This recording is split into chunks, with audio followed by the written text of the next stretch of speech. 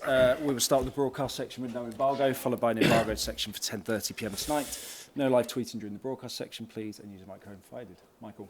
Ange, final on the season. How are you? Good. Yeah. Good. How's the squad looking? The only one that's out is Gio. Also, he got a bit of a knock when he came on. Didn't train today. We've got training tomorrow, obviously. Everyone else still a little bit sort of recovering from the game, but nothing that I think will keep anyone out. So kind of a similar squad to last game. Okay, probably want a time to move on now, but just final reflection on Tuesday night. Have those inside issues been addressed for you? No, not in 2 days, mate. No. No, I think, as I said at the time, we've got some work to do, and that's clear and evident, and that's what we need to focus on.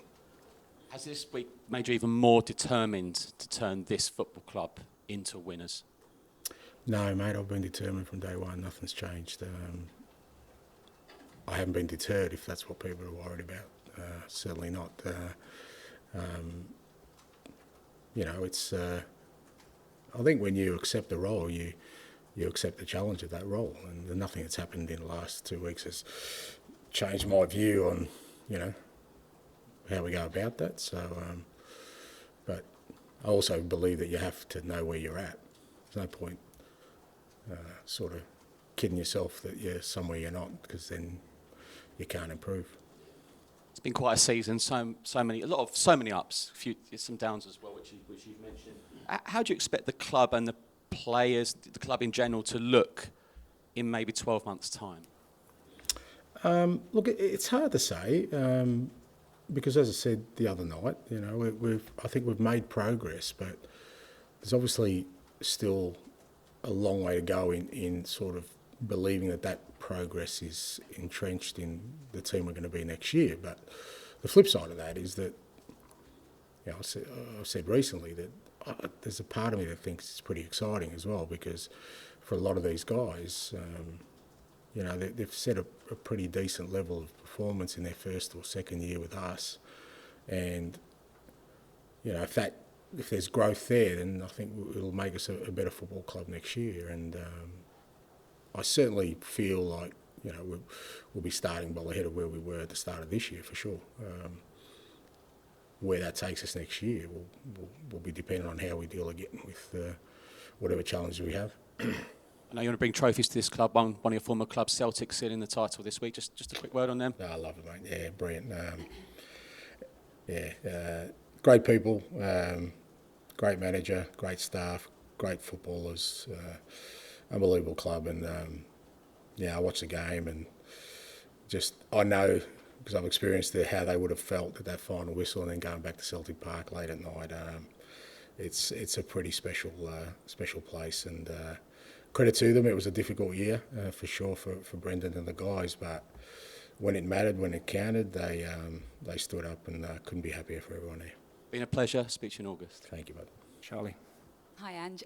I interviewed Dejan Kulusevski yesterday, and he said, yes, the players are hurting because, you haven't been able to qualify for the Champions League. But he said, nothing great is created in one season, and there'll be plenty of positives to take away into the summer. How does it make you feel when you're hearing that kind of review from one of your players?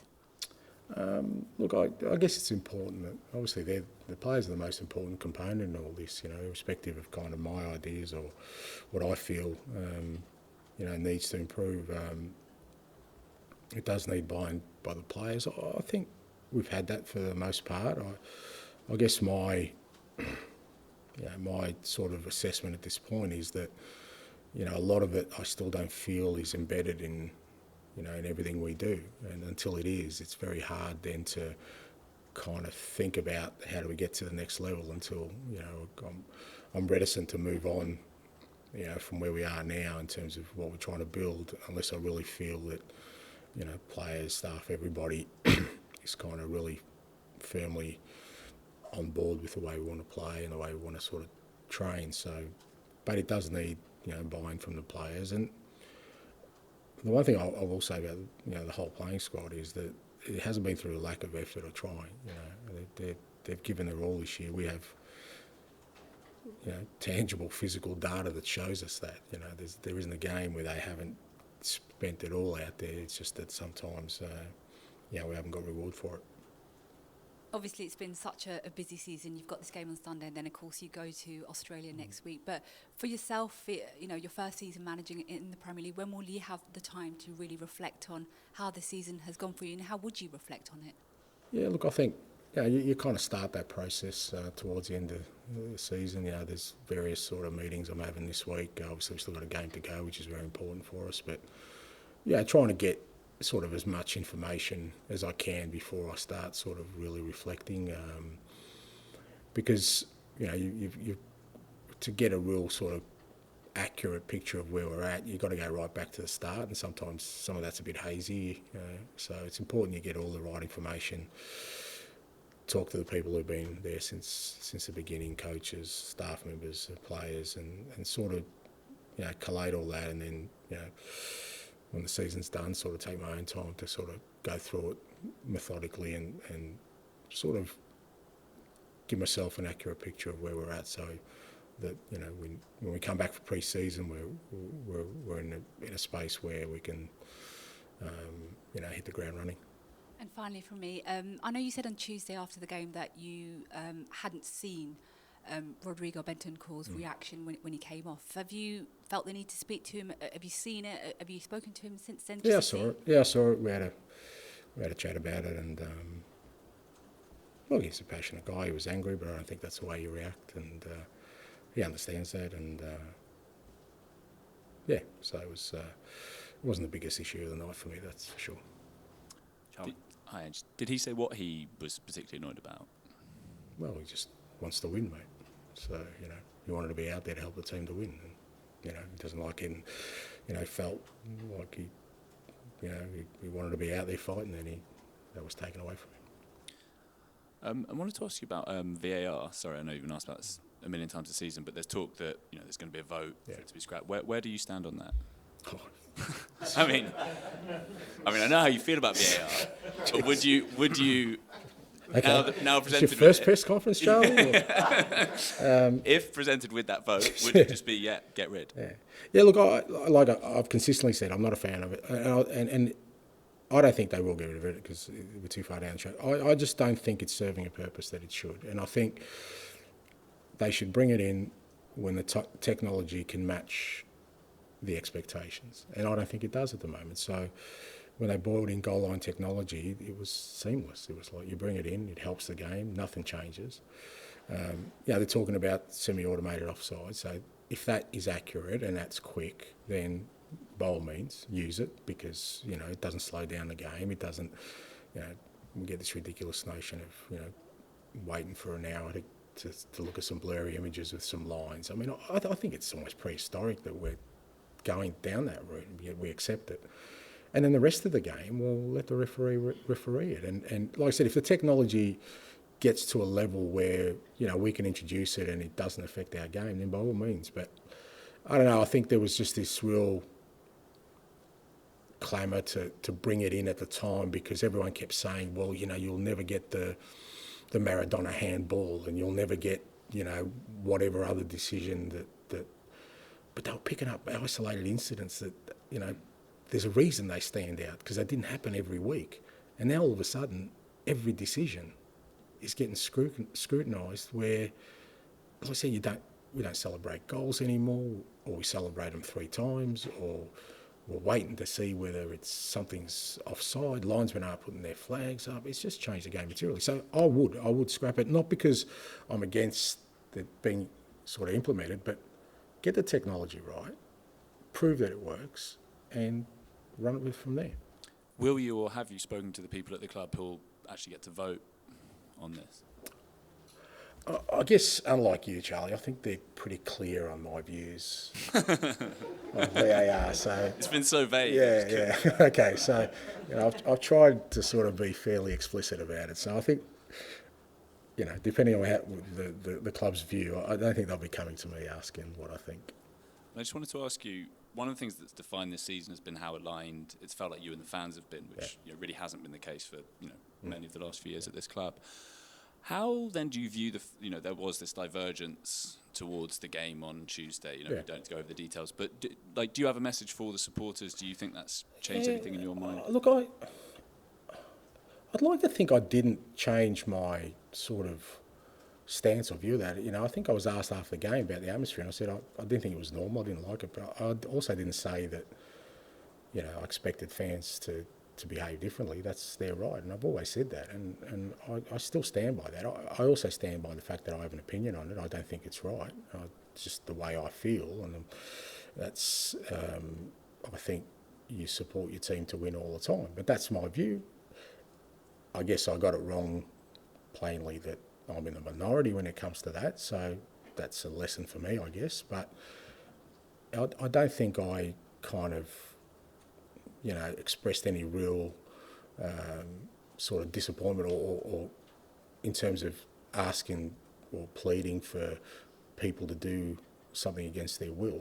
I accept that, and so you've got to, like I said, for me, well, hopefully we're never in that situation again, but if we are, I certainly would approach it differently than I did this time, because like I said, I didn't take it seriously. I really genuinely believe that when we got to the stadium, it would just be a normal game, and it wasn't. So people feel strongly about it. Well, I've just got to accept that. And just kind of on a similar-ish note, we normally see you so calm and collected, nothing phases you really on the touchline. But there was one moment that's doing the rounds of a fan behind the dugout, maybe doing something that you reacted to. I just wondered what happened in that moment. Two separate issues. Firstly, the fan. Well, the fan just. I think if you sit behind the bench, especially in a home game, well, you've got to be respectful of the fact you're within earshot of the most important people. So he wasn't happy we just conceded a goal.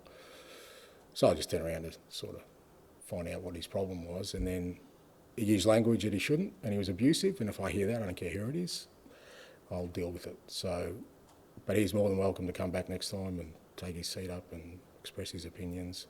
If he swears, if he's abusive, he'll cop the same treatment from me again. But at the same time, you also feel, well, mate, I cop it on opposition grounds every week. Give me a break at my home ground, So, but and I'll try and explain it this way. That's probably the worst experience I've had as a football manager in a game. Because once I realised that I got it wrong in terms of what the atmosphere was going to be like and what people felt, I got a real anxiety within me of what happens if Man City, who are the best team in the world and who were disposing of teams quite easily in the lead-up, for Brighton, for wherever they played, that scored 15, 16 goals last 4 games. What if we play as well as we can, but they beat us 5-0? I got in cold sweats thinking about people questioning my integrity and the people I work with. Even watching the game back, there was a comment somebody mentioned to me in the commentary saying, Tottenham are having a real go here. Now, you're laughing about it, but that's 26 years of my life. I'm if nothing else, people should know about me. I love this game, and I'm very principled. And I would hate to think, because Manchester City could have done it to us, we're on the end of a heavy defeat, and then people would be questioning whether I prepared the team. And before people say, that's not going to happen, we know on social media it would have happened, 100%. And I'd be up here trying to defend myself. And once you start defending yourself, you know what happens. Yeah, you're defending something. So that's why I was animated on the night. I didn't enjoy the night. And because the atmosphere was, I felt like I just needed the boys to, and credit to them, I thought, aside from everything else, our football was outstanding on the night. And that was important, not just for me, for the players, for our football club, because again, it would have cast aspersions on us as a football club when people were measuring us and saying, well, I don't think anyone will say that we didn't make Man City earn that win the other night. And it could have gone a very different way without anything changing from us, just by Man City being Man City.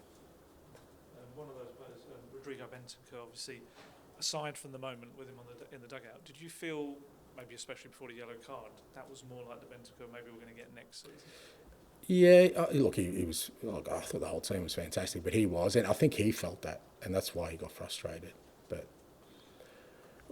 look, part of the issue for us has been this year, you know, it's kind of what I spoke about after the game in more specific terms, is we've had a real lack of discipline this year around our football. Early in the year, it was mainly red cards and yellow cards. It cost us really badly. And towards the end of the year, it's just been a lack of discipline to really stick to our football principles. There's been too many times where we've let ourselves down in that and we've paid a price. And the goal they scored was a little snapshot of that, of Rodrigo giving the ball away, and then because of that he wanted to make amends, but he's already on a yellow card, so he can't bring the guy down. So we're paying for two bits of ill discipline against a team that's very disciplined, and then they just go do what they do. They have their moment, they score their goal. So I thought, as painful as it was a good moment for us to really crystallise, like I said, after the game, because I think, again, I was obviously very, I wasn't happy after the game because we lost again. But, when you asked me about, foundations, I couldn't sit there and be disingenuous and say that our foundation's strong. We've lost 5 out of 6 games, big games. That's the reality. So, and part of that's just been the discipline of us. So going back to the question earlier about it being embedded, that's where I think we still got a long way to go. On that topic, you mentioned earlier not just the players maybe haven't all bought in entirely yet, but also staff. Is that an area where there maybe could also be some changes as well as playing the squad for next season? Yeah, well, it's funny because I said changes, a few weeks back. People just assume that means people leaving. It doesn't. It just means changes. Just means the way we work, bringing more people in, different people in.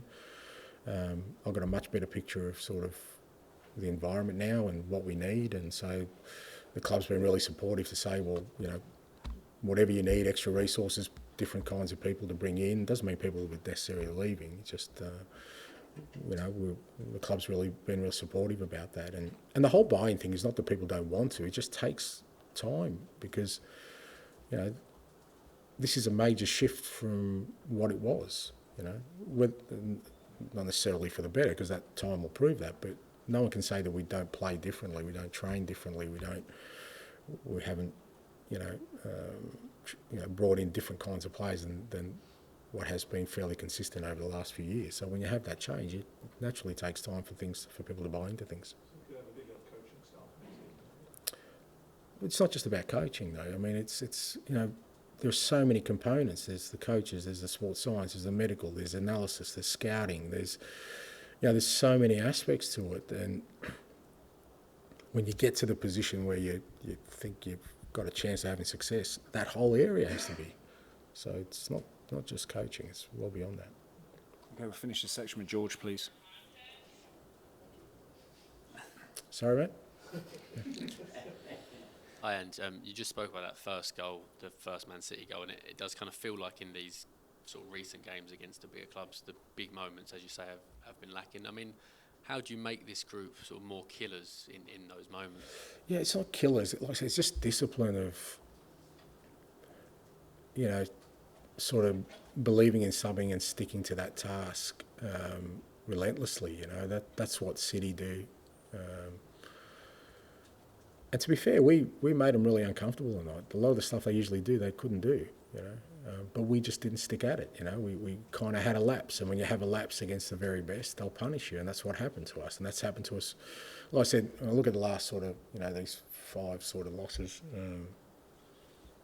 They've all had those elements of us playing some really unbelievable football, but some enormous lapses in concentration, focus, discipline. So that tells me that, going back to my original point, the foundations aren't really strong yet.